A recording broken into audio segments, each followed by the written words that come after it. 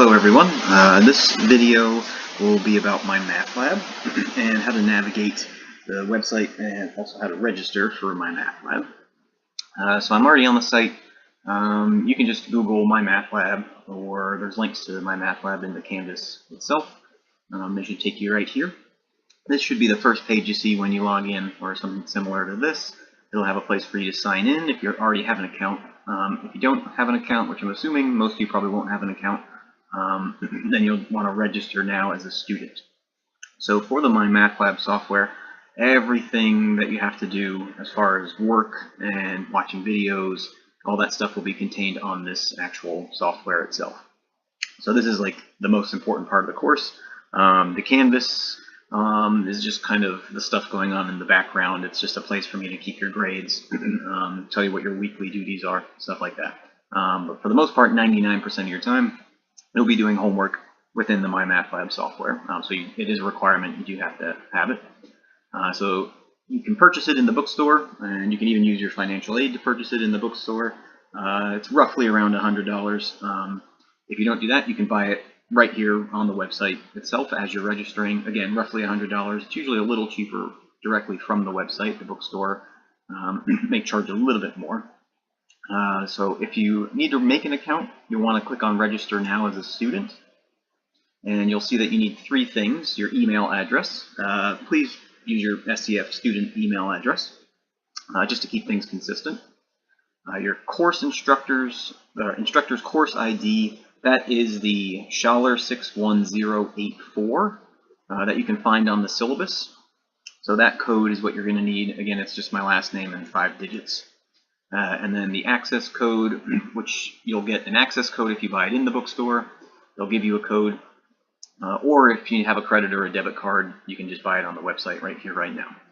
So as long as you have those three things: email, instructor code, and some form of payment, you can hit Register Now.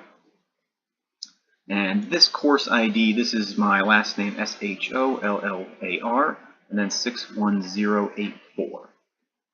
That's the course registration code that you need that will specifically put you into my class for MyMathLab. So you put that in, you'll hit Continue. And then, of course, if you already have an account, you just sign in. If you want to create an account, then you would create an account right here. Notice you're in the correct course, MAT0018, first part of spring. The course, I left the course open a little bit later, just in case people want to go back in and fiddle around with it, see their grade. But if you need to create an account, click Create. Now, at this point, you've got email address. You can create a username. If you go by a nickname, that's fine, but just kind of keep it simple, something I can recognize you by. Create a password. You'll create security questions, all that good stuff. Since I already have an account, I'm not going to go through it myself. But when you're done and you click Accept all the terms, you'll hit Create an Account, and the next page is where it will ask you to plug in either your code that you bought from the bookstore or credit card information, so you can buy it right here, right now. There is also an option to do like a 2-week free trial. So if you don't have the funds to buy it immediately, you can start the 2-week free trial and then purchase it later on. But the 2-week free trial, again, only lasts 2 weeks, and you can only use that option once. After that, it locks me out and I can't see anything. So you have to buy the software in order for me to see your grades and all your work and stuff like that. So once you've done this whole process and created an account, registered, then it'll probably just log you right into your course. But typically, if you don't stay signed in and you come to this screen, you'll just want to sign in every time, unless of course you keep it signed in all the time, which is fine. I will go in and I will show you what the software looks like.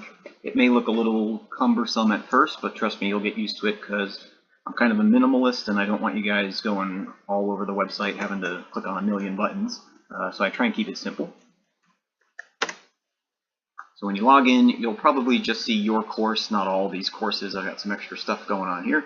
But you'll see this course. It runs from, I started it a little early, January 5th to March 14th. Again, it's going to go a little late. But you won't have assignments after the 8th week. I just left it open in case you want to go back in and look at stuff.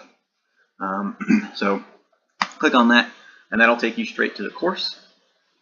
And I will tell you exactly what you do need to know as far as the stuff when you log in. Again, if you're not used to the layout, it can look a little cumbersome to those at first. But usually right here it tells you what you need to be working on. It'll give you your next due date.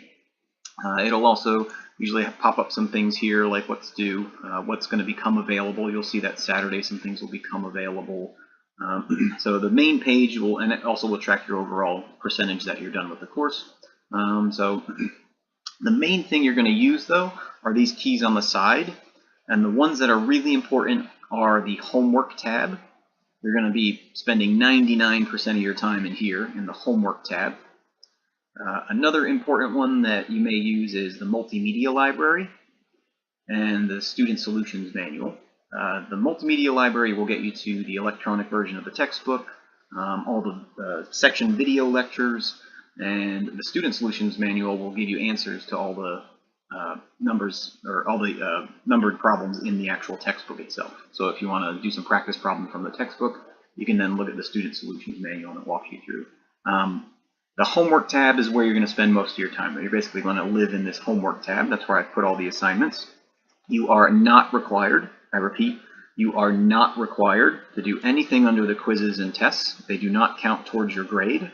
They are there only for your benefit. If you want to do some practicing, you can do some practice pre-tests or review quizzes. But again, you do not have to complete these at all. I mean, you have an unlimited number of attempts. If you want to just kind of keep practicing, it'll give you a grade and stuff like that. But that grade I do not compute into your final grade. This is all for practice. So again, the only thing you're required to do is what's under the homework tab.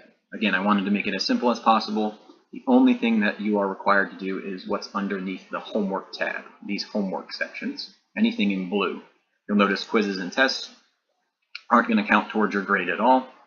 There are many other things under there like study plan, grade book to keep track of your grades. All this stuff is just extra. If you feel like browsing through it, go ahead and browse through it. But again, the only thing you're required to do is the stuff under the homework tab. One way to get to the ebook is this chapter contents link. I know you can go directly to which chapter and which section you want to go to. And then you'll notice once you click on that, you can go to either watch the videos there, or you can click on the multimedia e-text, that'll pull up the textbook. But there's other ways to get to the videos and the textbook that I'll show you as well. So you may use that chapter contents. Video organizer, student organizer, again, there's nothing, I didn't really do anything content-wise in there. Student solutions manual, again, this is really nice. If you do some problems from the electronic version of the textbook, you'll notice if you click on student solutions manual and say we're in chapter, I don't know, chapter 5, and I'm working on a couple practice problems from 5.1, then this will give me some breakdown of how to solve the problems. And you'll notice it's not just the answer, they give you some step-by-step breakdown on how to work each problem. So it's pretty nice in that regard that, you know, it's not just giving you an answer, it's giving you some steps in order to get there. But again, these are just for problems in the textbook, which I'm not going to be grading. I'm only going to be grading the stuff under the homework tab. So that's a little extra. The multimedia library, again, that's a nice way to get to what you want to get to. Typically the videos, say you want to start in chapter 1, section 1.2. Before you start doing your homework on 1.2, you probably want to watch the section video lectures. So click on that little checkbox and click on Find Now, and it'll pull up the video for 1.2. This Objective A, Objective B, C, D, those are just the same thing. That's what's in this first video, just broken down by chapters. So this is 16-minute long. So this is the beginning of it, and then Objective D will be the last objective that they do within that first video. So you click on that first video link, it'll open up in another tab, and you'll get to watch the author herself just kind of walk through each section. She stands in front of a whiteboard, she lectures, she's really great. So in place of me standing in front of you in a classroom, you'll have her. You can pause the video, rewind the video, watch it over and over again. So that's a really nice feature. She explains things very, very well. I recommend maybe you take notes along with it. Try not to watch it passively, but watch it actively, meaning have pencil and paper in hand and kind of work the examples with her, because then after you watch the videos, you can go do your homework, and as you're doing your homework, having practiced it with her, you'll be able to do the homework problems a little easier. So again, that's about it. Don't be afraid to poke around in everything, but if you remember one thing, the key thing is you're only responsible for what's underneath the homework tab. When you click on the homework tab, week by week, you'll see more and more sections populate. Keep a track of the due dates, so things are going to be due on a weekly basis. Make sure you're getting done what you need to get done. The orientation just helps kind of guide you through how to input your answers and stuff like that. And then once you get into 1.2, that's when the ball starts rolling and you're going to start actually doing some math problems. So that's it as far as navigation and registering for the MyMathLab software. The second video, I'll do a little, maybe a couple homework questions so I can show you all the nice features that you get when you're doing the homework. So I'll see you in part 2.